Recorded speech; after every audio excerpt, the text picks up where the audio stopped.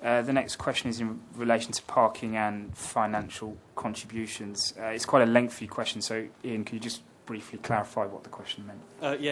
In essence, if a development doesn't provide parking, what should we as a council seek to offset this?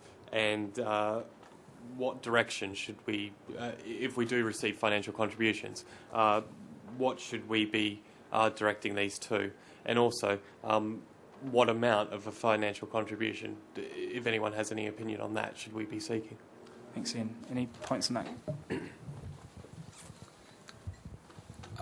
David Hart, Steer Davis Cleave. What is, how and why does the council need to be compensated for spaces not being provided?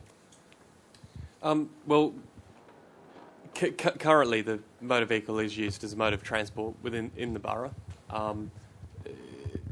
So the question is, should we be seeking a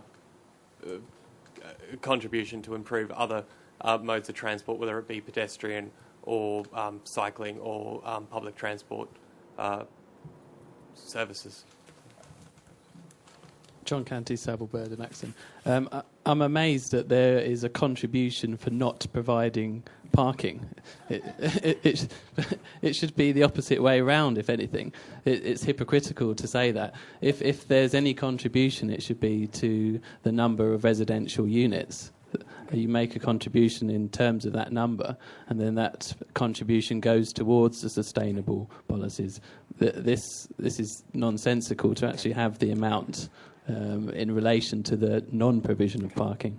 I think that's a fair comment. I mean, obviously these questions are here to stimulate debate. It's not necessarily the line we're going to be taking. So, I agree, that's a very good point. But surely the reason it came about was the council has a policy that you must provide parking with a development, one space per unit and 1.5 for bigger units. I mean, that's their policy. You should endeavour to do that.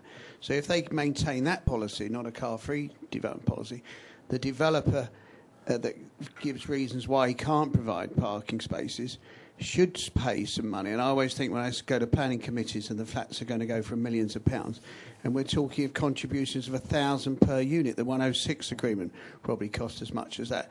And the 1,000 is, if you're going to have it, is much too low, because you've got to go and find these places, and then there's a traffic order to implement them. And also, if you could encourage other people not to use their car and to use a bike, but there's not sufficient bike racks or electric. Because I just know in my area, if I want more bike racks, I'm told there's no money now. The mayor's cut back, and then Westminster hasn't got money. Getting a charging point doesn't seem easy as it sounds, because we've been trying to get one. It's not that easy. And other things to discourage people using the car. So I think that the £1,000, if there is going to be a charge, should be substantially higher, and it would still, even at £10,000 a space, be chicken feed for the overall cost of the development and the value of the flats.